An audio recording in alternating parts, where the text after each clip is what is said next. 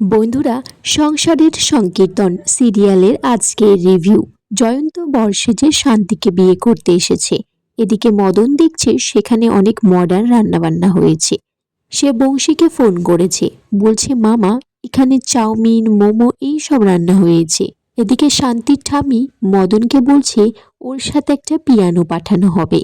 Madan বংশীকে phone করে জানাই। বংশী বলে যে ঠিক আছে, আমাদের এত বড় একটা ভট্টাচার্য পরিবারে একটা পিয়ানোর জায়গা হবে না, যা যা আছে সব কিছু পাঠিয়ে দিতে।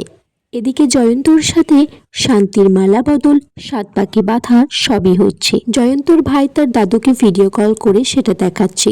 মদন আবার ভিডিও কলে বলছে বংশীকে, মামা এরা ইলিশ মাছের পাতুরি রান্না করেছে আর বাঙালদের মতো কথা বলছে।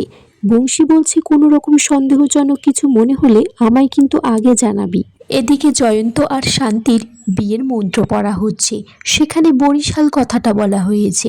মদন শুনে তো সঙ্গে সঙ্গে বংশীকে জানিয়েছে এরা বাঙাল মামা। জয়ন্ত যখনই শান্তিকে সিঁদুর পরাতে যাবে তখন বংশী সেখানে এসে বলছে এই বিয়ে হবে না। শান্তির ঠাম্মা বাংলাদেশি বাঙাল ভাষায় কথা বলছে আমার নাতনির বিয়ে তো হবেই, কেউ আটকাতে পারবে না। এদিকে ব্রাহ্মণ মশাই বলছে যে লগ্ন পেরিয়ে যাচ্ছে, সিঁদুরটা তাড়াতাড়ি পরিয়ে দিতে। জয়ন্ত শান্তির মাথায় সিঁদুরটা পরিয়ে দেয়, এই বিবাহ সম্পন্ন হয়ে যায়। বংশী তারপর বলছে এই বিয়ে সে মানে না, তারপর রেগে টেগে সেখান থেকে চলে যায়।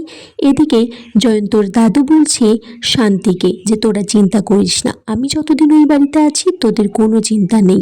বংশী এদিকে তার শ্বশুর মশাইকে বলছে বাবা আপনি জেনে শুনে বাড়িতে একটা বাঙাল বউ ঢুকিয়ে দিলেন। তখন উনি বলছে যে তোমার মতো কাঙাল জামাই আমি সহ্য করেছি আর তুমি বাঙাল বৌমা সহ্য করতে পারবে না। জয়ন্ত এদিকে তার বাঙাল বউ শান্তিকে নিয়ে বাড়ি ফিরেছে।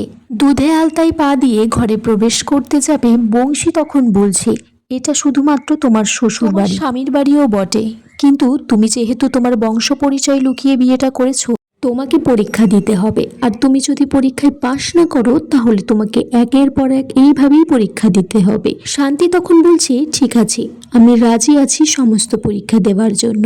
বংশী এদিকে কদম্বরীকে দিয়ে বরণ করিয়ে নেয় আর বলে যে তার নিয়মাবলীর খাতাটা নিয়ে আসতে।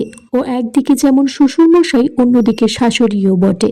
বন্ধুরা, এখানে আজকের পর্ব শেষ হয়ে যায়। তোমরা কমেন্টস করে জানিও কেমন লেগেছে আজকের পর্বটা।